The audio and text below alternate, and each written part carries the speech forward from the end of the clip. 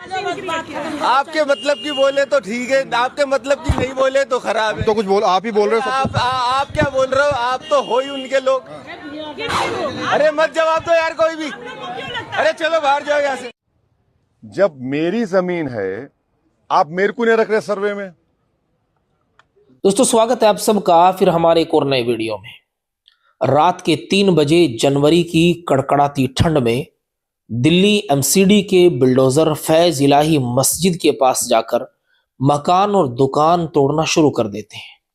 अब आप इसको एमसीडी की मनमानी कहेंगे या कोर्ट का आदेश कहेंगे या फिर दिल्ली वक्फ बोर्ड की नाकामी कहेंगे।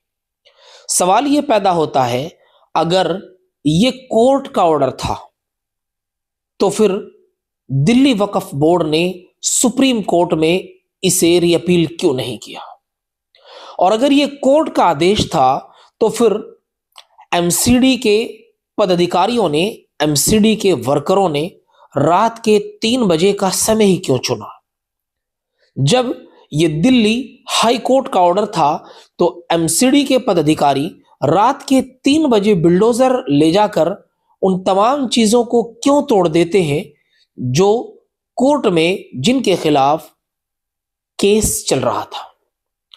दिल्ली एमसीडी और दिल्ली वक्फ बोर्ड और तीसरा दिल्ली हाई कोर्ट।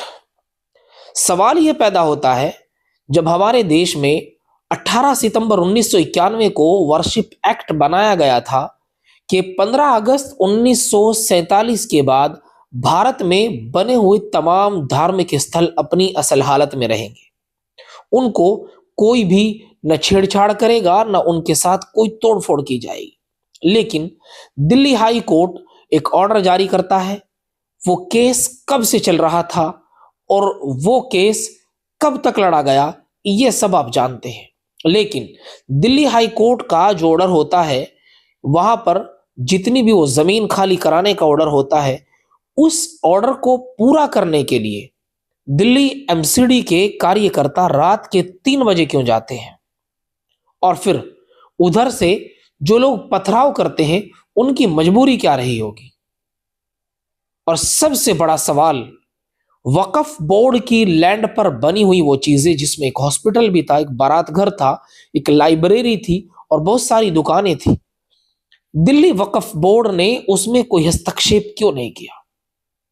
क्या दिल्ली वक्फ बोर्ड बिक चुका है या दिल्ली वक्फ बोर्ड डरा हुआ है या दिल्ली वक्फ बोर्ड में बैठे हुए तमाम पदाधिकारी और कार्यकर्ता और दिल्ली वक्फ बोर्ड के चेयरमैन वो खामोश क्यों है? जब दिल्ली हाई कोर्ट ने कोई आदेश जारी किया तो उस आदेश को पूरा करने के लिए दिन में भी बुलडोजर से काम लिया जा सकता था, लेकिन रात के 3 बजे का समय क्यों चुना गया? जब भारत में वर्शिप एक्ट लागू है कि किसी भी मस्जिद के साथ या किसी भी मंदिर के साथ या किसी और धार्मिक स्थल, गुरुद्वारा, चर्च के साथ कोई छेड़छाड़ नहीं की जाएगी, तो फिर मस्जिद के आंगन में बनी हुई उस प्रॉपर्टी को रात के 3 बजे ले जाकर क्यों तोड़ा गया? यही सवाल नहीं, सवाल यह भी है कि दिल्ली वक्फ बोर्ड ने उसमें कोई हस्तक्षेप क्यों नहीं किया? बैरिस्टर असदुद्दीन ओवैसी ने इन तमाम बातों को सामने रखते हुए क्या कहा, आप गौर से सुने और वीडियो को अपने दोस्तों के साथ शेयर जरूर करें कि आखिर बैरिस्टर असदुद्दीन ओवैसी ने इस पर आपत्ति क्यों जताई है और ऐसा क्यों नहीं हो सकता था, और ऐसा अगर हुआ है तो दिल्ली वक्फ बोर्ड की नाकामी है या फिर एमसीडी के पदाधिकारियों ने जानबूझकर मुसलमानों से वो जमीन खाली कराने के लिए ऐसा कर्तव्य किया है। वीडियो को लास्ट तक देखकर अपने दोस्तों के साथ शेयर जरूर करें। तो ये मेरे गजट कॉपी है, serial number 40 of 1970, Khwaja Faiz Ilahi mosque alias Masjid Gosiyan and graveyard. इसमें 1970 में लिखा हुआ है over 100 years worship and burial of dead bodies. ये वार्ड नंबर लिखा हुआ है, राइट। नंबर 1 ये। दूसरी बात यह है कि हमने प्लेसेस ऑफ वर्शिप एक्ट बनाया कि 15 अगस्त 1947 को जो भी रिलीजियस स्ट्रक्चर जिस किसी समुदाय का होगा, बाबरी मस्जिद को छोड़कर, उसको डिस्टर्ब नहीं किया जाएगा। ये दो बात जहन में रखिए। तीसरा क्या हुआ कि नवंबर 2024 को 12 नवंबर 2025 को दिल्ली हाई कोर्ट ने ये कहा अपने ऑर्डर में, this petition filed in public interest seeks a direction for removal of certain encroachments said to have been found in a joint survey report herein referred to as JSR। Third point ये है कि अब ये जो joint सर्वे हुआ, joint सर्वे में कौन party है, इसमें कौन थे सर्वे रिपोर्ट, सर्वे जब हुआ, conducted by officials of MCD, DDA, land and development office जो मिनिस्ट्री ऑफ अर्बन डेवलपमेंट का है, और चौथा रेवेन्यू डिपार्टमेंट और पब्लिक वर्क्स। जब मेरी जमीन है, आप मेरे को नहीं रख रहे सर्वे में, हाँ मेरी जमीन है, सर्वे मेरे को नहीं रख रहे। चौथी बात यह है कि दिल्ली हाई कोर्ट का जजमेंट गलत है। क्यों गलत है डिवीजन बेंच का? क्योंकि उन्होंने टाइटल डिसाइड कर दिया। अगर जब मेरा मालिकाना हक है उसके ऊपर, तो रूल पोजीशन यह है लॉ के लिहाज से वो वक्फ ट्रिब्यूनल को जाना।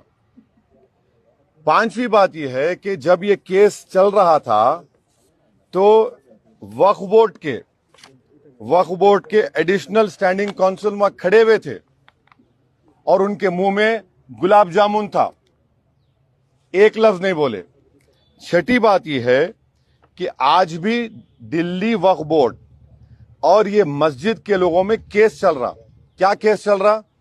हर साल वक्फ प्रॉपर्टी को 20% वक्फ फंड देना पड़ता वक्फ बोर्ड को। दिल्ली वक्फ बोर्ड इनको बोल रहा था 70% दो। ये केस आज भी चल रहा। तो ये Delhi Waqf board is complicit in this matter. जब ये फैसला नवंबर 2025 को आया तो दिल्ली वक्फ बोर्ड को रिव्यू पिटीशन फाइल करना था, रिव्यू पिटीशन फाइल नहीं करे। और ये एक बात याद रखिए, दिल्ली वक्फ बोर्ड के एडमिनिस्ट्रेटर और एमसीडी का हेड जो थे, एक ही आदमी था, एमसीडी का हेड और दिल्ली एडमिनिस्ट्रेटर। फिर कोर्ट में क्या बोला कि भाई एमसीडी को बोला कि तुम हियरिंग करो। अगर आप मेरी जमीन है बोल के बोल रहे, आप कैसा हियरिंग करते? वो प्रिंसिपल्स ऑफ नेचुरल जस्टिस के खिलाफ है। तो हर एतबार से ये एक तो जजमेंट गलत है, दूसरा दिल्ली वक्फ बोर्ड कॉम्प्लिसिट है इसमें। वहां की जो कमेटी है वो बिल्कुल काहिल नाहिल है। उनको चाहिए था कि आप जाकर रिव्यू पिटीशन डालते। अभी भी हम डिमांड कर रहे, अगर दिल्ली वक्फ बोर्ड नरेंद्र मोदी गवर्नमेंट के दबाव में नहीं है तो इमीडिएटली सुप्रीम कोर्ट में केस डाले, और ये कमेटी के लोग जो काहिली के मजाहरे कर रहे हैं, आप फौरन सुप्रीम कोर्ट जाके डालो। ये वक्फ प्रॉपर्टी है, 1970 का गजेट इशू करती गवर्नमेंट, और LDO is under urban development ministry. तो ये पूरा गवर्नमेंट की साजिश है, इस प्रॉपर्टी को वक्फ बोर्ड की डिमोलिश किया गया है। इसीलिए ये इसका फैक्ट है।